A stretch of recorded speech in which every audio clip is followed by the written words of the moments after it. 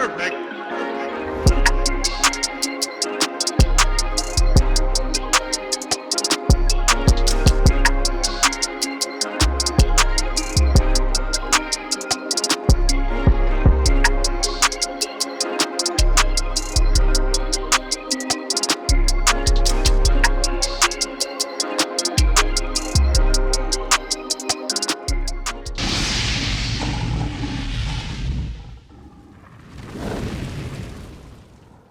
Bonjour à tous, bienvenue sur la chaîne YouTube Mécanique Sportive, c'est Nicolas. Aujourd'hui, je vous présente une Alfa Romeo, la version Tonale en PHEV.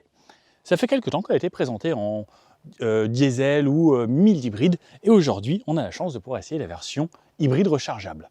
Si vous vous rappelez bien et que vous êtes là depuis le tout début de la chaîne, j'avais déjà essayé des Alfa Romeo. J'avais essayé la Giulia Quadrifoglio et l'Alfa Romeo 4C au tout début de la chaîne lorsque vous étiez à peu près 300 ou 400. On est un petit peu plus de 70 000 aujourd'hui. Bon, ça me fait plaisir de retourner essayer des Alfa, et surtout celle-ci parce que j'avoue que c'est le premier SUV d'Alfa comme ça, avec ce petit look très sympa et en hybride rechargeable. Comme d'habitude, on va faire un essai complet. Je vous présente la voiture, toutes les caractéristiques à l'extérieur, à l'intérieur, toutes les différentes motorisations. Je vous montre l'intérieur, à quoi ça ressemble. Ensuite, on fait un test sur tout type de route. On va bien sûr voir l'autonomie en électrique. Aujourd'hui, il fait plutôt beau. On va rouler avec la climatisation quand même et voir l'autonomie de cette batterie. Et je vous donne tout ça. Et on fait un petit débrief à la fin. Alors, la Tonale PHEV, à partir de 51 000 €. Il y a eu des versions de lancement, l'édition qui est sortie spécialement pour les premières. Ensuite, il y a plusieurs types de finitions. Il y aura la Super, il y aura la Sprint, il y aura la TI, la Veloce, que j'essaye aujourd'hui, et l'édition Speciale. Speciale. J'ai pas trop l'accent italien. Donc elle est disponible en plusieurs motorisations. Comme je vous disais, on a le choix entre du diesel, de l'essence ou une essence hybride rechargeable. Pour le diesel, c'est une version 130 chevaux avec un moteur 1,6 litre, 4 cylindres. Ensuite, il y a le mild hybride en essence, où il sera disponible en 130 chevaux et en 150 chevaux, qui sera un 1,5 litre essence. Et cette version hybride rechargeable, qui sera lui un 1,3 litre, qui fera 280 chevaux en cumulé, puisqu'on aura et le moteur thermique qui fait 180 chevaux et le moteur électrique qui fait lui 122 chevaux, qui en fera également une Q4 puisque c'est une version 4 roues motrices, parce que le moteur électrique se positionne à l'arrière sur les roues arrière en propulsion et le moteur thermique sur l'avant en traction, donc ça en fait une 4 roues motrices. Et dans ces conditions-là, donc avec toute la puissance et le mode sport par exemple, le mode dynamique, on aura 280 chevaux en 4 roues motrices. On retrouve sur cette version, donc le 4 cylindres 1,3 litre avec une boîte de vitesse 6 rapports, on verra donc boîte automatique obligatoire sur les hybrides rechargeables. Une vitesse maximum donnée pour 206 km/h et un 0 à 100 en 6 secondes 2. Ouais, 280 chevaux, ça commence à offrir des performances assez honorables. Alfa Romeo a toujours été une marque de caractère, on verra également sur route ce que ça donne. On est vers les Baux de Provence, pas très loin, on va essayer de trouver des petites routes un petit peu sinueuses et voir également en dynamique ce que ça va donner. Je l'ai aujourd'hui dans un magnifique rouge comme celui-ci. Il y existe plusieurs couleurs, on a une version blanche, on a une version gris un peu foncé, on a une version verte, et celle-ci, j'avoue que pour moi une Alfa rouge, ça a toujours été sa couleur quoi. Ou les vertes aussi sont très jolies. Au niveau des dimensions, elle fait 4,53 m de long, 1,84 m de large sur 1,60 m de haut. On pourrait également ajouter des barres de toit si on veut. Au niveau du poids, comme c'est une hybride rechargeable, on a le poids des batteries supplémentaires, auquel s'ajoute le moteur plus les batteries, et on est aux alentours de 1900 kg pour cette voiture. On peut avoir le tout ouvrant si on veut, en option à 1 700 €. Et au niveau du rayon de braquage, on est sur 11,50 m. On testera ça tout à l'heure dans les petites villes. Comme c'est une hybride rechargeable, on a deux trappes. Côté droit, trappe à essence, côté gauche, à l'arrière du véhicule, trappe de recharge. On retrouvera une batterie de 15,5 kWh en capacité brute, donc un petit peu moins, faisant entre 12 et 13 en capacité nette. C'est annoncé jusqu'à 80 km dans les meilleures conditions. WLTP annoncé pour 72 ou 73 km en ville et 62 sur un usage mixte. On verra bien sûr, vous me connaissez, on va faire le test complet. On peut rouler en 100% électrique jusqu'à 135 km/h avec cette voiture et on recharge en 7,4 kW. Ça représente sur une wallbox environ 2 heures ou sur une prise un petit peu moins rapide, environ 5 heures. Voir une Alfa sur l'avant, ça a toujours été un régal. Avant-arrière, je trouve que Alfa, c'est une des marques qui finit mieux l'arrière des voitures. Souvent, je ne sais pas si ça vous fait pareil, mais je trouve que l'avant, ils se donnent beaucoup sur l'avant et l'arrière, ils se disent, bon bah, allez, on a fini l'avant tout droit. Alors que là, l'arrière, vous allez voir, c'est aussi assez joli. C'est bien travaillé sur l'avant, toujours ce triangle ici qui intègre le logo Alfa Romeo. On peut trouver une petite caméra à l'avant, puisqu'on aura des caméras à l'avant, à l'arrière et sur les côtés, qui nous offrent un pack de caméras 360 degrés. Un capot un petit peu travaillé avec le petit bombage ici qui cercle le logo et deux lignes un petit peu tendues. Et ensuite ici des arrondis qui sont assez discrets mais qui donnent du caractère à cette voiture. On retrouvera les feux ici qui donnent un caractère très sympa et original à cette voiture et qui rappellent les anciennes Alfa Romeo de l'époque avec 3 feux comme ça séparés avec 3 petites virgules. Et on a également des feux matriciels disponibles en option. On les a aujourd'hui. Alors je ne sais pas si je vais pouvoir vous faire une vidéo de nuit. Si c'est possible, j'essaye de vous le faire. Regardez bien la vidéo. Ensuite, un avant toujours très travaillé qui donne un côté assez sportif aussi à cette voiture. La plaque sur la gauche, c'est assez original. C'est assez caractéristique des Alfa, ça aussi, de l'avoir sur l'avant gauche, puisqu'ils ont préféré tout miser sur un avant assez agressif et bien travaillé. On a une sorte de lame ici qui est peinte. On a des beaux plastiques, on a quelque chose d'assez sympa. On a les capteurs ici pour les aides à la conduite. On va avoir la conduite de niveau 2 avec le régulateur adaptatif et centrage de poids, également grâce aux caméras qui se situent là-haut. Je ne sais pas si vous pouvez le voir, c'est allumé en bleu sous le rétroviseur. Ça, c'est pour les futures normes, puisque la voiture peut rouler en 100% électrique. Et dans les ZFE, dans quelques années, on n'aura plus le droit au moteur thermique. Donc, ce genre de voiture, lorsque vous serez allumé en bleu, la police pourra dire « Ah, c'est bon, il roule en électrique ». Et si vous êtes en thermique, bah, vous aurez le droit à une amende. Ça, c'est le futur. Je ne sais pas si c'est bien forcément, mais en tout cas, voilà. On saura que vous roulez en électrique lorsque vous êtes en bleu. Et si vous posez la question, eh bien, les voitures, elle s'est coupée parce que ça fait à peu près 25 minutes qu'elle tourne comme ça. Donc, elle s'est éteinte. Voilà pour l'avant sous le capot. Donc ce moteur 1,3 litre aujourd'hui, boîte de vitesse 6 rapports, on peut voir qu'il n'y a pas énormément de parties électriques sous ce capot puisque notre moteur électrique, comme je vous disais, est positionné à l'arrière avec sa batterie qui sera sous le plancher du coffre. Sur les côtés, on retrouve toujours les petites entrées d'air ici pour le côté aéro, parce qu'une voiture, plus l'air passe et glisse à travers, moins ça consomme d'essence et moins ça consomme de batterie également, et meilleure est l'autonomie. Sur le côté, forcément, la chose qu'on attend tous sur une Alfa, c'est ces jantes. Ils s'appellent le télédial, les jantes téléphone, comme on dit en français, pour rappeler les vieux téléphones. Quand à l'époque, moi j'étais tout jeune, j'ai quand même connu, je ne suis pas si jeune que ça, où on mettait son doigt et on faisait tourner. C'est vrai que ça a vraiment du look. Et j'avais vu un ami, un influenceur qui avait une 4C, qui avait la 4C rouge et qui avait fait les jantes couleur dorée, bronze un peu. C'était juste canon. Ce serait cool que ça existe, même en option au catalogue, ce serait assez sympa. Donc aujourd'hui, jantes en alu comme ça, on peut voir qu'on a de gros freins 4 pistons à l'avant, un monopiston ici à l'arrière sur un étrier flottant. Les jantes du jour, elles sont en 20 pouces. Franchement, ça remplit bien les arches de roue, c'est joli. On a toujours ce côté un petit peu SUV avec les arches de roue ici d'un coloris différent. Alors elles sont quand même peintes, donc tout en noir brillant, parce que c'est vrai que c'est une voiture qui se veut quand même assez classe. Plastique, ça fait un peu plus cheap. On peut retrouver ça sur des Dacia, etc. Pourquoi pas, mais sur une voiture de ce style-là, heureusement que c'est peint. Et j'aimerais bien voir même couleur carrosserie. Alors, je ne pense pas que ce soit possible, mais couleur carrosserie, ça donnera encore un petit ton un petit peu au-dessus. On peut voir qu'on n'a pas de chrome, on a les entourages de fenêtres également en noir et petit détail très important, c'est le petit serpent ici du Alfa, eh bien, il crache des éclairs. Oui, parce que c'est une version hybride rechargeable. Comme je vous disais, de ce côté-là, on a la trappe pour pouvoir recharger, donc 7,4 kW. Les bas de caisse sont un petit peu travaillés. Ici, une sorte de petite lame, une voiture assez haute puisqu'elle se veut quand même un petit peu SUV pour passer partout et sur des chemins comme ici, ça posera aucun souci. On pourra avoir également une suspension pilotée. On a aujourd'hui en option qui va se durcir par exemple lorsqu'on sera en mode sport. Petit détail que j'aime bien, c'est sur ces rétros, on a également le drapeau de l'Italie inclus dans le répétiteur de clignotant ici et les caméras pour avoir le caméra 360. Sur l'arrière de cette voiture, bien travaillé, comme je vous disais, une des rares voitures où je trouve que c'est bien fini sur l'arrière. Ça me rappelle un petit peu la Brera, là, ce côté comme ça de l'époque.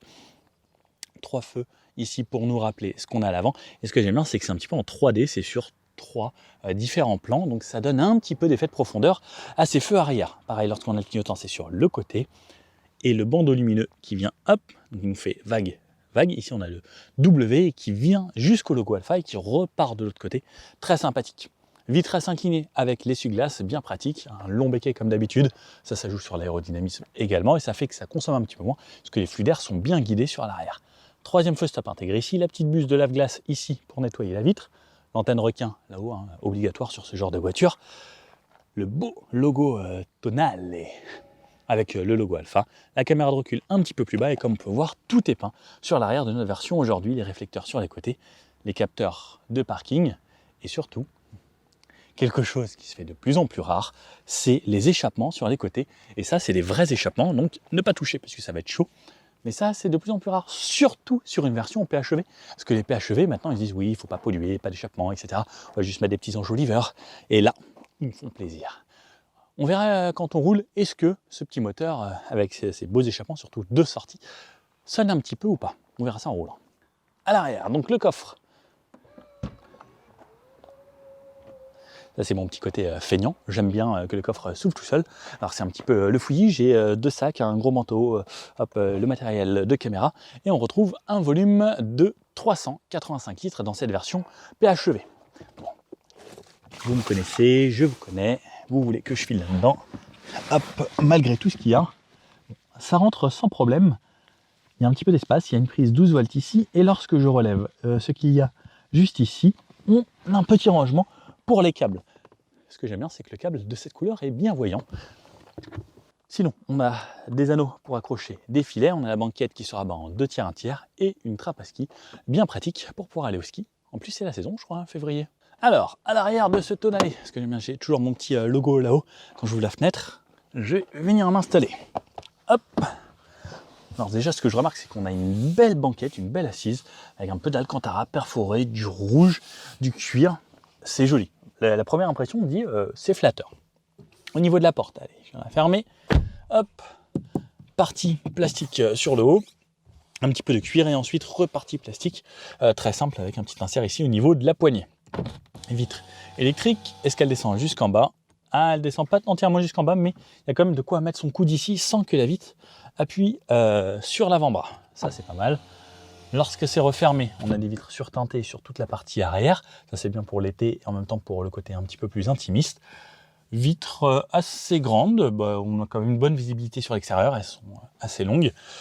J'ai de la place pour mes pieds sous les sièges, parce que les rails sont surélevés un tout petit peu par rapport au plancher, ce qui me permet de pouvoir mettre mes pieds sous les sièges. Et moi, je suis 1m80, le siège à l'avant est réglé pour moi.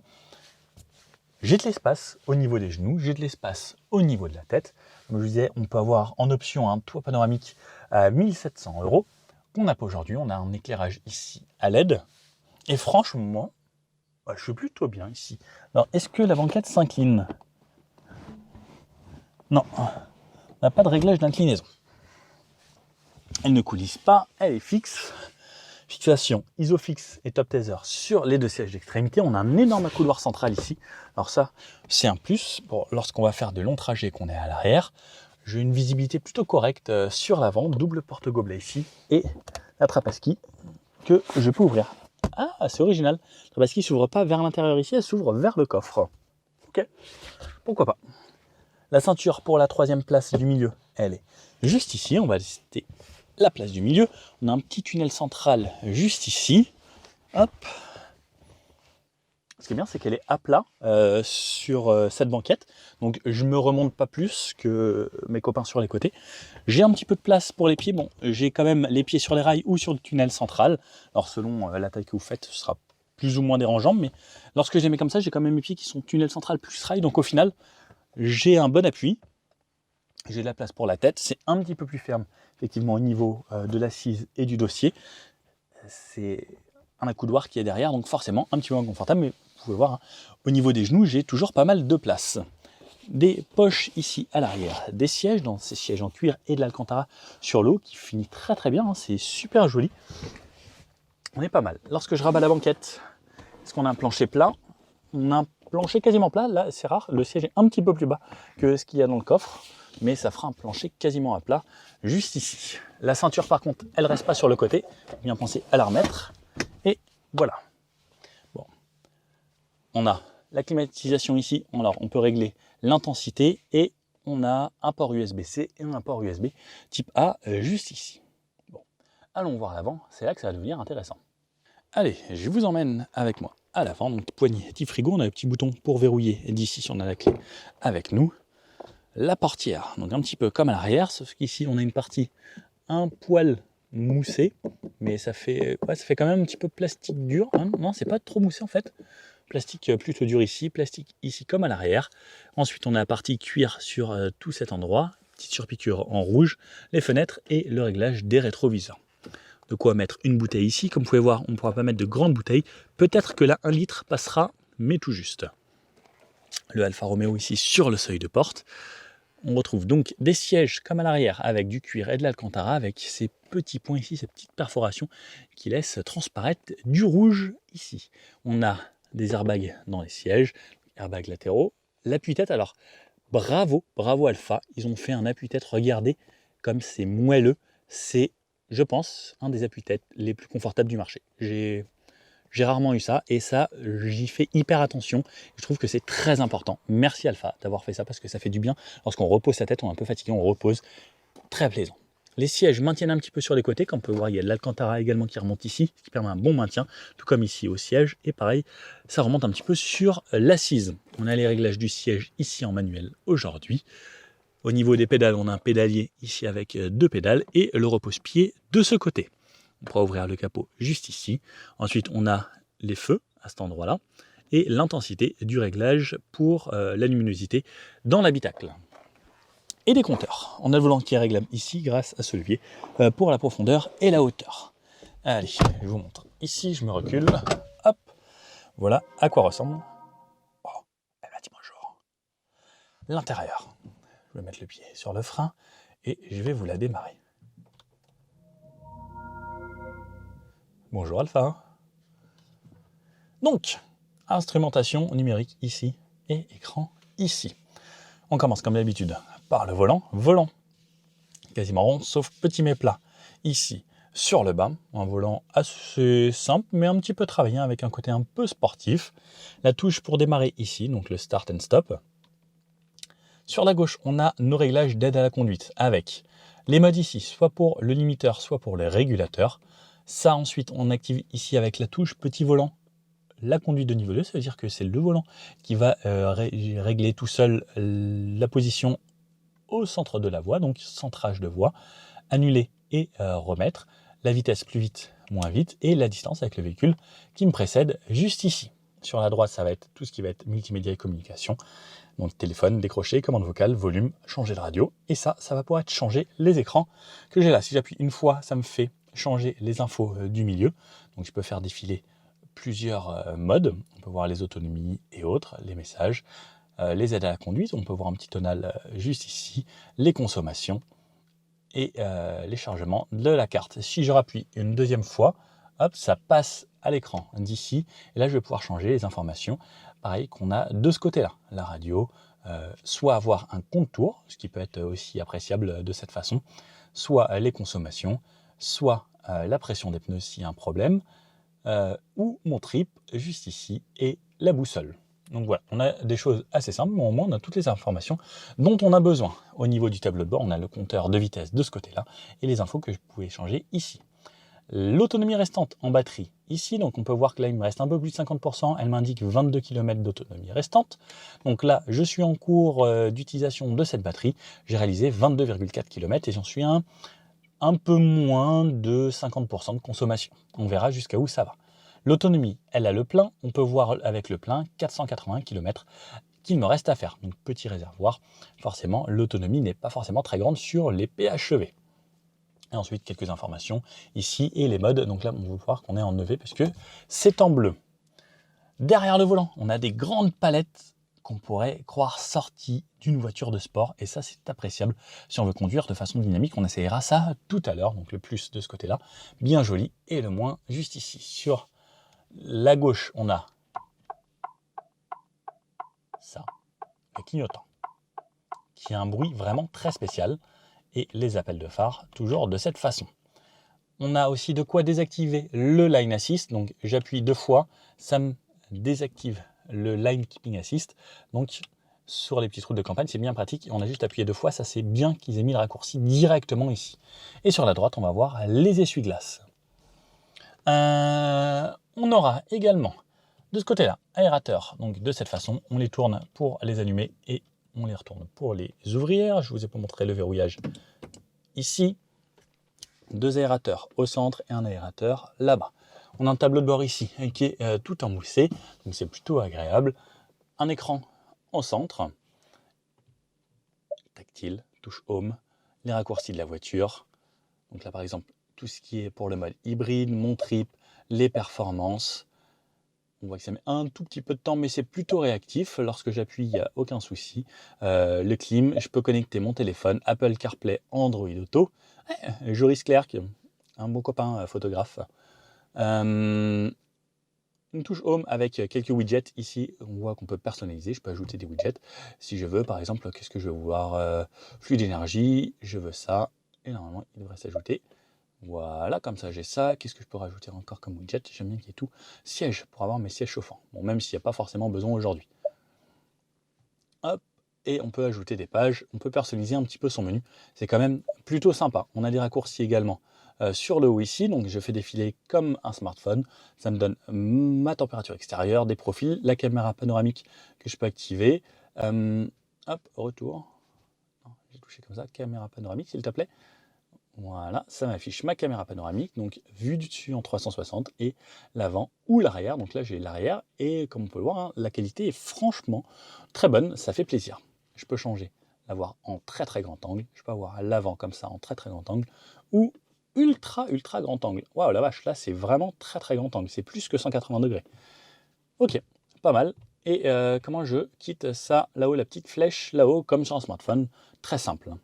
Les aérateurs, donc on peut régler pareil grâce à ça pour l'aération, le warning. Les touches climatisation, alors ça c'est un vrai plus qu'il est laissé en touche piano ici à disposition de cette façon. Là je peux régler ma vitesse, comme on peut le voir. Je peux baisser, hop, et je peux éteindre directement la climatisation, le recyclage d'air, des embuages, juste ici. Ensuite, un petit peu plus bas, on va retrouver la prise allume-cigare juste ici, 2 ports USB, un USB type C, un USB type A, un chargeur par induction. La clé de la voiture ressemble à ça. Ils ont fait un petit effort, on peut personnaliser la coque de sa clé aussi, couleur carrosserie si l'on souhaite. Verrouillage, déverrouillage, et 2 fois j'ouvre mon coffre. Plutôt joli, j'aime bien. C'est assez sympa comparé à certaines marques qui ne font pas du tout d'effort.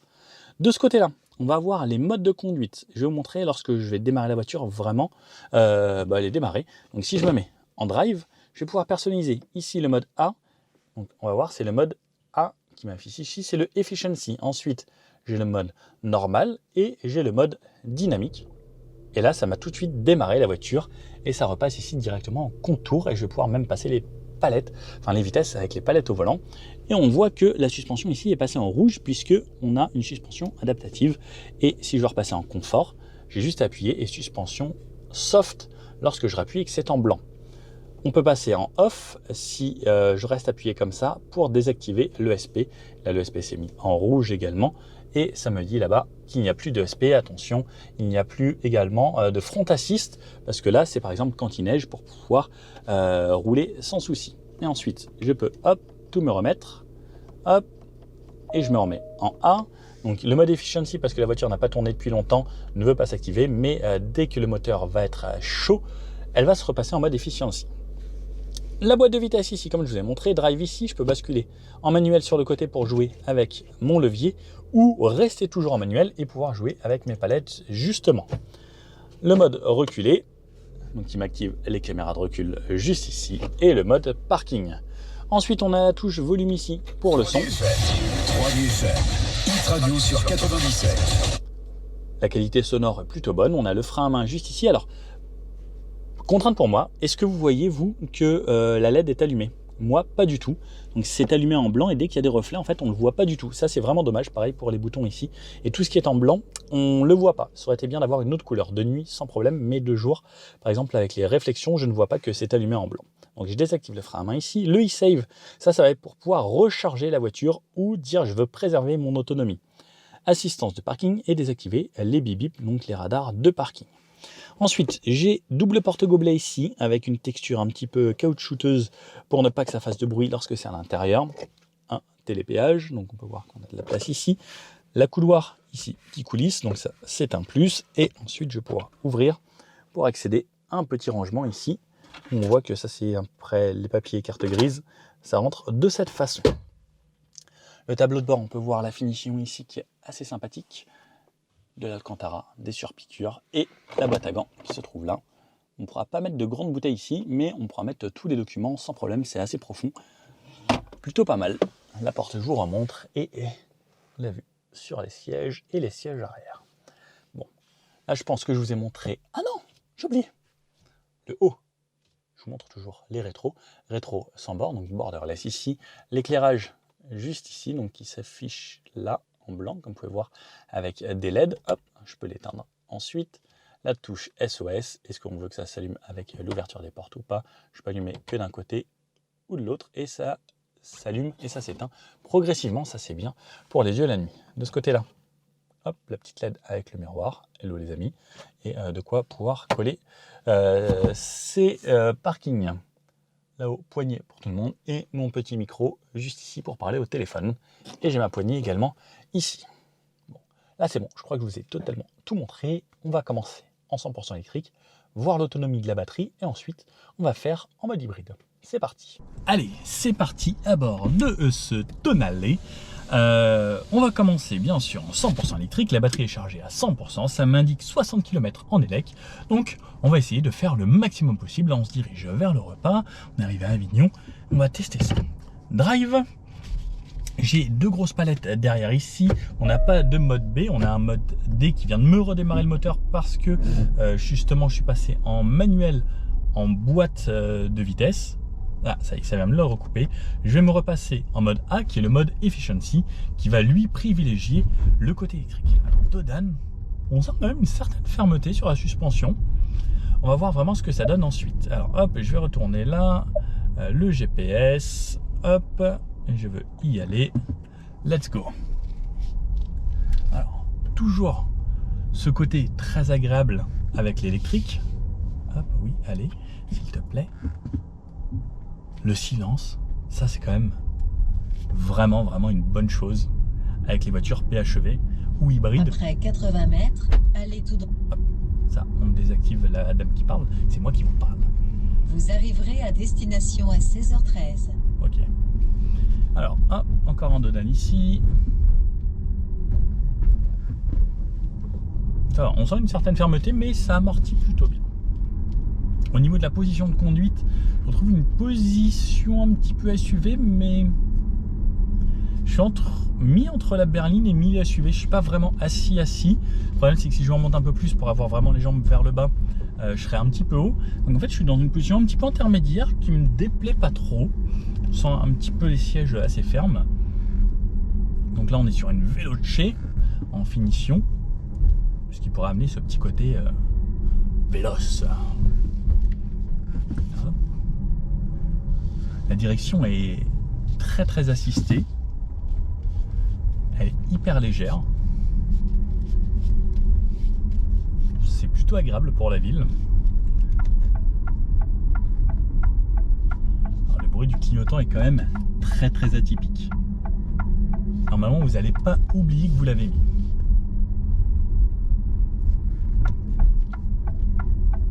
En fait, c'est bizarre, on a l'impression que c'est un ressort. Comptant ressort, vous savez. En tout cas, ce côté élec là, c'est assez sympa. La direction très légère, hein. Franchement, en ville, ça peut vraiment se manier du bout des doigts. Donc là, normalement, je suis en électrique. Je vois une jauge de puissance, une jauge de réserve de puissance, en fait, qui s'affiche, qui bouge. En étant à 50, on n'entend pas de moteur, bien sûr. Très légèrement des bouts de roulement parce que c'est un vieux goudron, vous savez, c'est les grilles un peu là. On n'a pas de récupération d'énergie en relâchant la pédale. Si je touche les palettes, ça va directement repasser en mode, comment dire, en mode moteur thermique. Attendez, il y a un rond-point ici, on va se faire un petit test rond-point tout de suite. Donc là je suis en mode efficiency, donc ça veut dire que la suspension n'est pas plus dure, Ça tient quand même plutôt bien la route. Les sièges sont très fermes, mais ils maintiennent un petit peu sur le côté ici. Ça s'ouvre à poil, on sent le S-Pick qui vient très vite faire son boulot dès qu'il faut. Sur le changement d'angle, ouais, ça reste quand même plutôt bien avec cette suspension pilotée. Waouh! Alors par contre, il y a un truc, c'est quand je fais ça, waouh! Sur le début, il se passe pas grand chose. Par contre, ensuite, on sent que c'est très incisif. Et ça, je pense que sur les petites routes, ça peut être intéressant. Donc là, sur les virages, hop, il va se passer vraiment quelque chose à partir du moment, en fait, là, je pense qu'on a 45 degrés. Après les 45 degrés, je trouve la voiture beaucoup plus réactive. Hop, par là. En fait, non, ça va lui amener un petit côté. On a l'impression qu'elle est un petit peu plus réactive. Hop, là. Ah, c'est vrai que ouais, passer les 45 degrés, il se passe quelque chose en fait. Tout de suite, elle amène un petit truc en plus. Alors, le but c'est quand même de rester en électrique le maximum possible. Donc je ne vais pas appuyer trop fort sur la pédale d'accélérateur pour justement voir combien de kilomètres on va réaliser en 100% élec. Là on arrive à 70. On s'insère tranquillement. J'ai mes aides à la conduite. Alors mode, je vais mettre mon driving assist, je vais mettre le driving assist ACC, je vais mettre le volant et normalement il devrait détecter les lignes. Je lui dis 7 à 70. Ça c'est quand même les assistances que j'aime le plus au monde de nos jours sur les voitures, c'est la conduite de niveau 2. Donc il faut bien sûr garder les mains sur le volant. On va voir si on a vraiment le volant capacitif. Alors, dès que ça revient, donc là ça me dit rien, ça me dit rien, ça me dit rien. On a le volant capacitif, donc il suffit de le toucher et pas forcément de mettre une contrainte dessus. Ça c'est un vrai plus, parce que souvent il faut forcer un petit peu et ça je suis moins fan. 70, on a un petit peu de bruit de roulement, pareil on est toujours en électrique, on consomme rien là. C'est assez agréable, on est parti avec 60 km d'autonomie. On va voir ce que ça donne en réel, puisque là je vous fais vraiment des conditions réelles. Donc dans les gros virages comme ça, la voiture va pas pouvoir tourner d'elle-même, il faut vraiment l'assister. Par contre dans les petits virages où c'est pas trop serré, normalement il n'y a aucun souci. Donc là par exemple ça retourne un petit peu, alors non, elle s'est désactivée parce que j'ai repris la main, elle redétecte des lignes, et là elle refait sa vie un petit peu toute seule. Ce qui aurait été bien, ce serait d'avoir un prédictif, par exemple à l'approche de rond-point.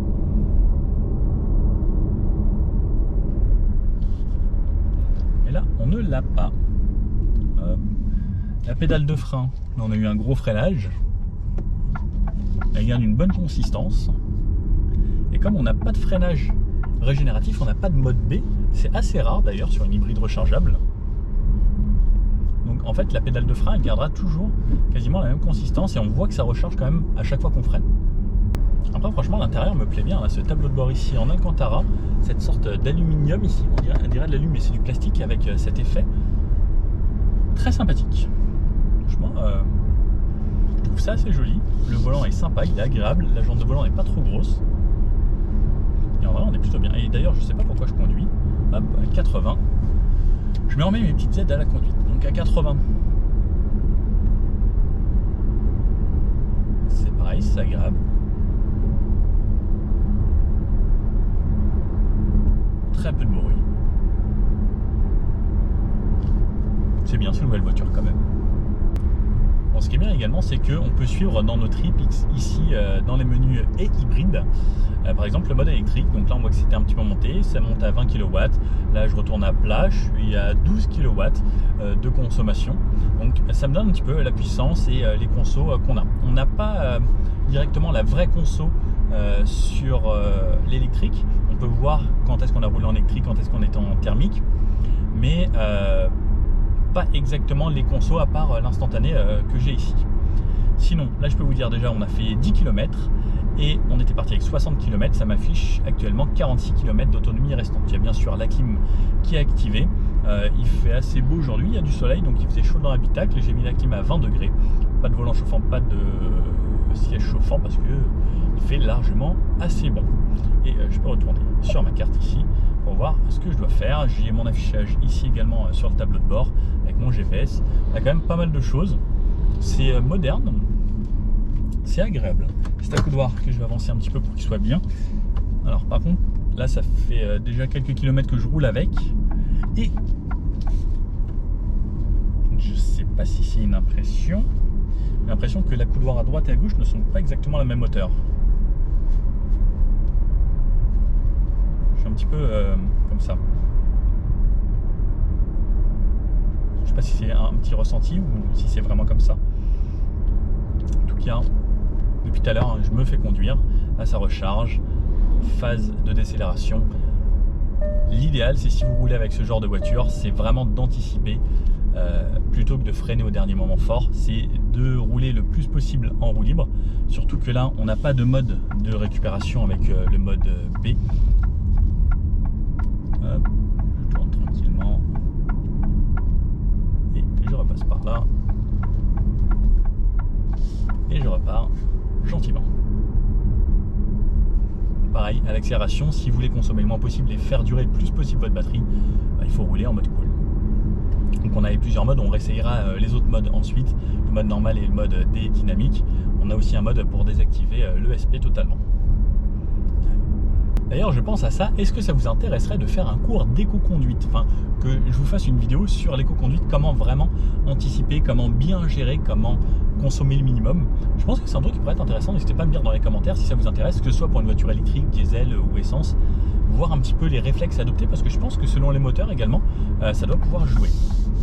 Je pense que ce serait intéressant de faire ça. J'ai un ami qui est coach, qui fait souvent ça, des cours éco. Je pense que ça peut être intéressant puisque de nos jours l'essence est tellement chère. Je pense que même moi ça m'intéresserait. Je pense que je suis pas trop mauvais sur l'anticipation et sur les freinages et sur la réaccélération assez soft. Mais je pense qu'il y a quelques petites techniques qui pourraient être intéressantes à faire. Et lorsqu'on est dans des petits villages comme ça, mais ce qui est cool c'est que je peux ouvrir les fenêtres. Et en fait je roule vraiment dans le silence quoi. Si je désactive ma clim, absolument pas de bruit. Alors on a quand même un SUV, c'est pas tout petit, mais le fait d'avoir une direction si légère, en fait ça la rend facile à utiliser. Fais attention au gabarit quand même, mais vraiment comme vous pouvez voir là du bout du doigt, ça s'emmène vraiment très facilement.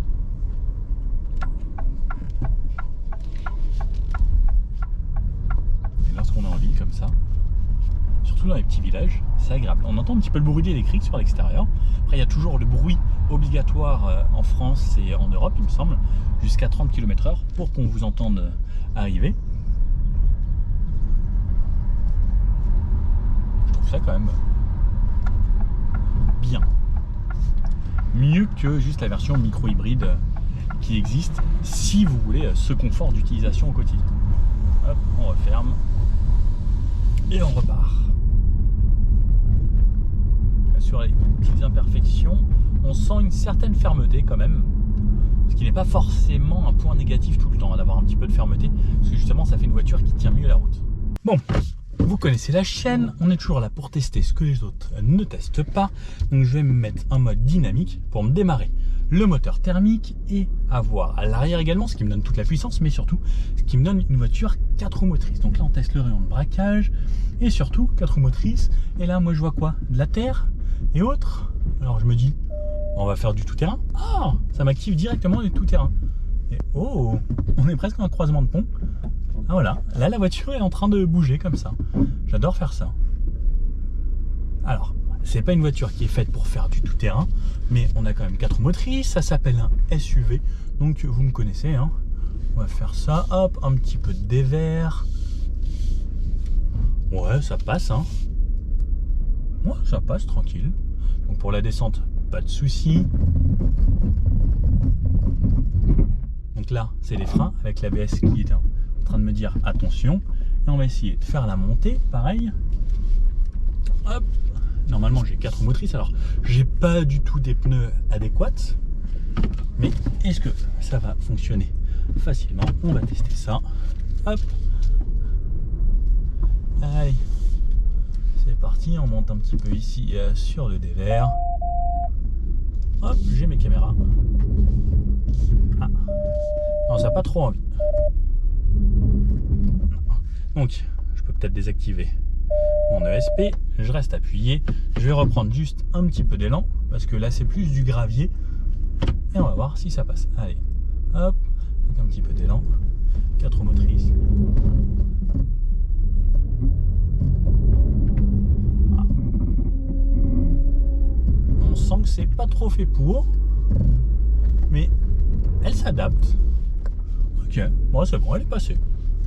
Ça me va. Bon, clairement, en gros, donc là elle a montré que c'était pas forcément fait pour faire du tout-terrain lorsque ça glisse un petit peu. Mais ce sera quand même une petite aide assez précieuse si vous allez à la montagne, au ski ou autre, le fait d'avoir 4 roues motrices. Alors, on va voir en mode 100% électrique ce que ça donne sur des petites routes un petit peu sinueuses. Donc là, on est vers les Baux-de-Provence, c'est très joli. Les routes sont très sympas. La pédale de frein, donc on a un plutôt bon feeling. Donc là, je suis en mode A, donc le mode 100% électrique lorsqu'on a de la batterie. La direction, comme je disais, en fait, sur le début, c'est pas trop incisif et d'un coup, ça devient genre waouh, ça y va d'un coup. C'est assez marrant. Il faut s'y faire un petit peu. Alors, ce qui est très sympa, c'est qu'on le fait dans des conditions où c'est agréable et surtout avec zéro bruit. Alors, par contre, en mode électrique, ça relance pas énormément. Le but non plus, c'est pas de consommer toute la batterie là comme ça et en le faisant en mode très très dynamique. Mais la direction, ouais, en fait, elle devient très incisive d'un coup. On sent que ça s'ouvre un poil. Le SP est là quand même pour nous rattraper. C'est très sympa. Je crois qu'on est venu sur cette route avec la Unix 6 il y a quelques jours, il n'y a même pas 2 semaines. Et franchement, ça relance pas énormément l'électrique. On a 122 chevaux, on a quand même un gros bébé. Mais c'est suffisant, comme vous pouvez le voir, hein. Là ça fait largement le job. Et ensuite, si on veut vraiment, on peut passer en mode D, qui là, lui, active le mode sport, qui me démarre le moteur, qui m'affiche un contour cette fois-ci. Je peux même passer en mode, si je veux, manuel et jouer avec mes palettes. Et là, par contre, on voit que ça pousse tout de suite beaucoup plus. Ah oui, ça pousse quand même pas mal. On a une bonne direction, c'est agréable, je suis plutôt bien maintenu dans les sièges, la pédale de frein est agréable, en fait elle est toujours consistante et elle est toujours pareille, on sent que ça motorise plutôt bien. Hop, là, ça tourne ici, c'est super beau cet endroit et ça y va super bien. On sent qu'on a franchement une reprise beaucoup plus agréable. Et si j'ai besoin, full gaz. Ça relance quand même vraiment bien. On pourrait se tester un petit 0 à 100 juste après. Alors là, le toc toc toc toc, c'est pour me dire hey, fais gaffe à ce que tu fais quand même. Mais non, c'est agréable. La direction change un petit peu en mode sport. On a peut-être un poil plus de sensation, un poil plus de feeling. Sur le début, il ne se passe pas grand chose. Par contre, quand on commence à tourner un petit peu plus, là, ça devient un petit peu plus intéressant. Et ça relance franchement bien. Là, on retrouve quand même le caractère de l'Alfa avec des bonnes relances. Et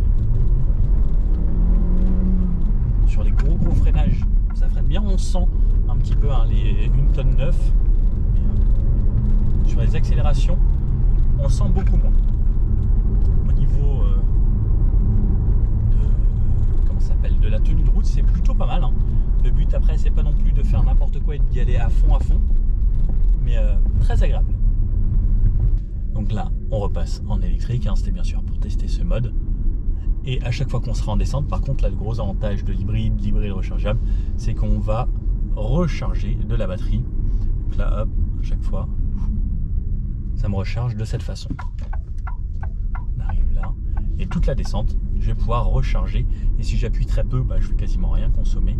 Et dès que je relâche, donc pas de mode B sur cette voiture, il va y avoir une toute petite régénération qui va créer un très léger frein moteur. Et ensuite, ce sera surtout une sorte de roue libre. Et là, par contre, ça recharge à chaque fois et en descente comme ça. Là, je vais vraiment rien consommer. Je vais justement même récupérer un petit peu de batterie. Ce qu'on ne peut pas faire en fait avec une voiture thermique, puisqu'une voiture thermique, on ne va pas recréer de l'essence. Et là, l'avantage quand même, c'est qu'on récupère un petit peu. Bon alors, ça m'affiche 0 km restant en 100% électrique et on arrive tout juste à l'autoroute, ce qui tombe parfaitement bien parce que l'autoroute est juste là, on dirait. J'ai un télépéage, c'est bon. Donc j'ai réalisé 53,1 km en 100% électrique. C'est correct, c'est moins que ce qui était annoncé. Pourtant, j'ai quand même assez bien joué le jeu de l'éco-conduite. J'ai roulé cool, il y a eu un petit peu de montée également. Mais 53 dans des conditions qui sont quand même plutôt optimales aujourd'hui. Il fait pas trop froid et autres. C'est correct. Donc on a une batterie de 15,5 brut. C'était pas la valeur nette. Hop.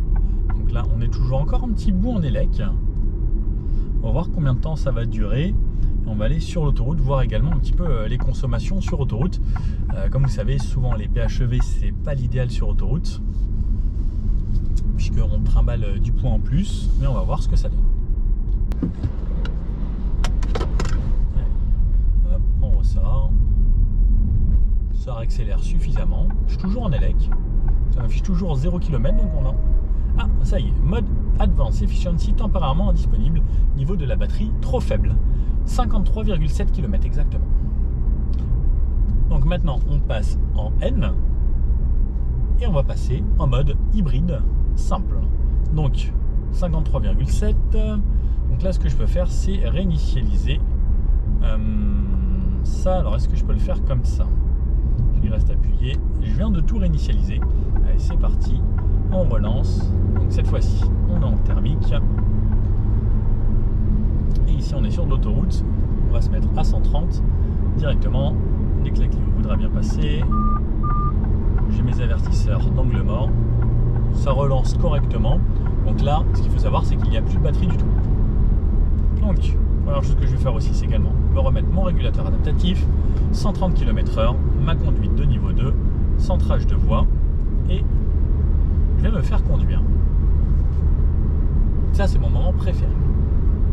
D'ailleurs, on était en train de parler, mais je ne me suis pas franchement rendu compte qu'on était à 123 km/h, là, 125. Le moteur est assez bien insonorisé. On garde quand même un petit moteur. On est à un peu moins de 2500 tours minute. Donc là, hop, ça va remonter à 130 km/h. 130 km/h, on arrive à 2500 tours minute pile poil. On sent qu'il y a un moteur qui tourne à l'avant.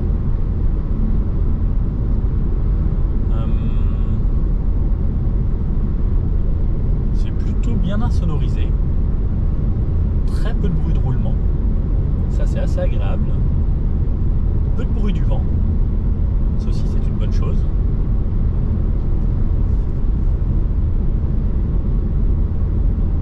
On est franchement pas mal. Ouais, ça donne envie de rouler. Et même dans l'habitacle, je sens que j'ai pas besoin de parler fort alors qu'on est quand même à 130 km/h. C'est assez agréable. Franchement, c'est plaisant. À 110 km/h, on est un petit peu au-dessus de 2000 tours minute. Pareil, enfin, c'est franchement une voiture sympa, agréable à conduire. J'aime bien, même en mode hybride. Ça, c'est agréable. On va se refaire après des petites routes. Là, hop. Donc là, samedi 7. Donc c'est passé à 90 ici. Donc là, ça ralentit, ça régénère, ça me coupe le contact parce que j'ai fait une phase de freinage, je suis repassé en électrique. Donc ça va jouer comme ça ensuite constamment en hybride. Donc dès que ça va ralentir, recharger ou freiner, ça va repasser en électrique, ça va recharger en même temps les batteries. Et dès qu'il y a besoin un petit peu, ça va redonner un petit peu de pêche supplémentaire au moteur. On peut avoir le e-save où je peux recharger également sur route. Alors franchement, très peu d'intérêt de faire ça parce que ça consomme vraiment beaucoup plus. Il faut compter 4-5 litres au 100 quasiment de plus en rechargeant comme ça lorsqu'on est sur autoroute par exemple. Donc vous allez recharger, souvent la moyenne c'est on roule 2 km pour recharger 1 km, mais par contre ça augmente énormément la consommation sur le temps de recharge. À 90, franchement bien agréable. Limite j'entends un petit peu plus les bruits de roulement à 90 parce qu'il y a un petit peu moins de bruit du vent, mais comme c'était bien insonorisé, ça faisait que le tout faisait que c'était agréable à 130. Alors ce qui peut être intéressant à faire, c'est vous faire une petite reprise 90-130. Donc là je suis à 88. Allez, full gaz. Le moteur monte. 5000 tours. 5500 tours. Et je suis à 135 même. c'est un petit peu plus de 130. Le moteur est quand même plutôt bien insonorisé hein, dans l'habitacle. Regardez, même si je remets full gaz, on l'entend un petit peu, mais c'est franchement bien insonorisé. On l'entend vraiment peu et c'est assez agréable. Au niveau de la reprise, donc comme je vous disais, là j'ai plus de batterie. On regarde quand même 180 chevaux. On a de quoi dépasser. Le moteur va lui tomber des rapports. On a la boîte 6. Alors j'ai pas d'affichage de en quel rapport je suis. Donc je peux basculer sur le côté. Là je suis en 6. Je peux tomber les rapports comme ça avec les palettes et passer les rapports. La boîte est plutôt agréable. Ça met pas d'à-coup. Plutôt rapide. Même si je retombe les rapports. Ouais, c'est plutôt rapide. Bonne boîte, c'est efficace. Et je peux jouer avec mes palettes. Mais ces palettes, en fait, elles sortent vraiment d'une voiture de course. Il y a des voitures sportives qui ne sont pas avec des palettes aussi bien. Là, elles tombent pile poil sous la main. Franchement top. Je vais relaisser. Comme ça, je me remets à 130. Mon régulateur, comme ça, moi, je suis sûr d'être aux limitations de vitesse. Et je roule. Alors, je vais remettre le compteur à 0 pour vous donner de réelles indications sur les consommations sur autoroute. Moi, je vous reprends dans quelques kilomètres. Alors là, on arrive à la sortie d'autoroute et j'ai une moyenne à... Alors attendez, parce que comme je viens de freiner, ça me dit que je désactive les aides. À 8 litres environ. Alors j'ai pas fait 400 km sur autoroute, mais sur ma moyenne, 8 litres. Alors effectivement, c'est pas ce qui se fait de mieux de nos jours, mais on a une hybride rechargeable, on a une voiture qui fait 1,9 tonne quand même. Et on sait que les hybrides rechargeables, ça consomme toujours un petit peu plus. Donc, ok. Bip. Bip bip.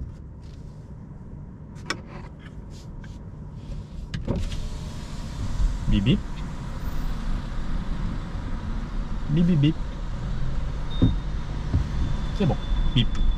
Je sais pas pourquoi, ça vous arrive vous aussi. Moi ça me le fait très souvent. Ça veut pas biper. Allez, c'est reparti. Donc là maintenant on arrive sur des petites routes. On roule en hybride. Donc pareil, je vais réinitialiser. Donc c'est ici. Hop, je rappuie 2 fois. Je rappuie ici.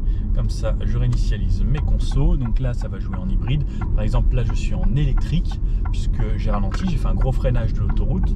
En repassant de 130 jusqu'à 0 km/h. Donc ça a rechargé la batterie. Hop. Là le moteur redémarre et en gros donc là ça va jouer par alternance comme ça, comme une voiture hybride simple.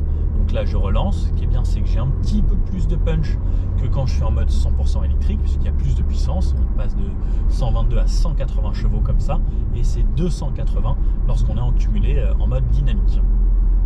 Donc là par exemple je suis à 70. Je me remets mon régulateur. Je vais mettre à 80 puisque c'est 80 ces petites routes. Donc, on entend un petit peu le moteur. C'est vrai que quand on s'est fait au mode 100% électrique, on se dit c'est vrai que c'est très agréable, c'est super silencieux et c'est très agréable au quotidien. Au final, le 100% électrique. Et là, on entend un petit peu le moteur.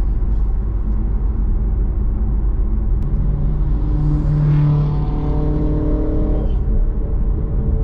206 sticker boiserie. Ligne full tube. Bravo les gars. On est sur un goudron qui fait un petit peu de bruit là. Donc on a un petit peu de bruit de roulement. Le moteur, voilà, on se fait petit à petit à sa présence. Une fois qu'on a un régime stabilisé, c'est plutôt correct. On n'est pas sur un meilleur des goudrons pour l'insonorisation, mais même par rapport aux voitures qui passent sur le côté.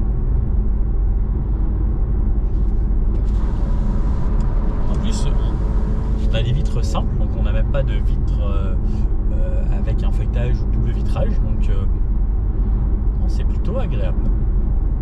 Fin de journée, j'ai continué mon petit trip. On a un beau coucher de soleil là dans ces petits villages ici. Je sais même pas du tout où je suis. À chaque fois je me laisse guider par ce GPS. C'est très joli. Ma conso moyenne donc en hybride sur les petites routes de campagne, moyenne à 5,9 litres. Ce qui est correct, sachant que c'est un PHEV et pas une hybride simple. On transporte quand même un petit pack de batterie supplémentaire. j'ai trouvé qu'elle passait pas très souvent en hybride, souvent dans les phases de ralentissement, mais on pourrait peut-être améliorer le côté recharge. Après, le but de l'hybride rechargeable, c'est vraiment de recharger tout le temps. Si vous comptez pas la recharger tous les jours, clairement, c'est pas utile d'acheter l'hybride rechargeable. Prenez une essence simple. Elle sera un petit peu plus légère également. Au niveau du comportement, je pense que ce sera peut-être un petit peu mieux que celle-là également, puisqu'on perdra au moins 200 kg. En tout cas, celle-ci en 100% électrique, très agréable. Beaucoup de puissance lorsqu'on est en combiné. Donc voilà, on se fait un petit débrief.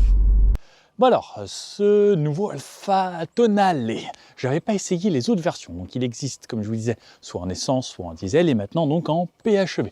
Le PHEV, c'est toujours cet avantage de la conduite 100% électrique, bien pratique au quotidien et surtout agréable. On a vu ensuite que ça devenait une simple hybride, donc on rechange le mode A qui est le mode efficient, qui est vraiment top au quotidien. On va utiliser la batterie. On a vu plus d'une 50aine de kilomètres dans les conditions qu'on a fait aujourd'hui. Attention, si vous êtes sur autoroute, ce sera bien moins, et en hiver, ce sera encore un petit peu moins avec le chauffage et autres. Bon, c'est pas annoncé comme la révolution et 100 km d'autonomie, donc pourquoi pas pour le quotidien, c'est bien. N'oubliez pas de recharger si vous achetez ce genre de voiture. Sinon, prenez directement une version micro-hybride, les mild hybrides, là juste avec un gros start and stop, ça fera largement l'affaire. Sinon, voilà, assez agréable, c'est un petit peu lourd, mais ça sent pas trop. On a de la puissance au niveau de l'accélération, ça sent, au freinage peut-être un petit peu, mais on prend quand même toujours un bon plaisir de conduite, et puis on a une voiture qui est quand même assez sexy. Je fais pas beaucoup d'alpha parce que je n'ai pas forcément eu l'occasion d'en faire depuis, mais je trouve ça sexy. Enfin, surtout en rouge comme ça, vous avez vu, il y a des grises. C'est pas pareil quoi, le rouge a quand même ce petit côté un petit peu plus sexy, tout ça quoi. Bon, j'espère que cet essai vous a plu. Si oui, n'hésitez pas à mettre le petit pouce bleu comme ça, à vous abonner et à mettre dans les commentaires ce que vous en pensez. Et puis, est-ce que vous voulez que je fasse plus d'alpha ou on s'arrête là? Ouais, on en fait un peu plus, ce serait quand même plutôt cool. Bon, je vous dis à bientôt pour une prochaine vidéo. Ciao.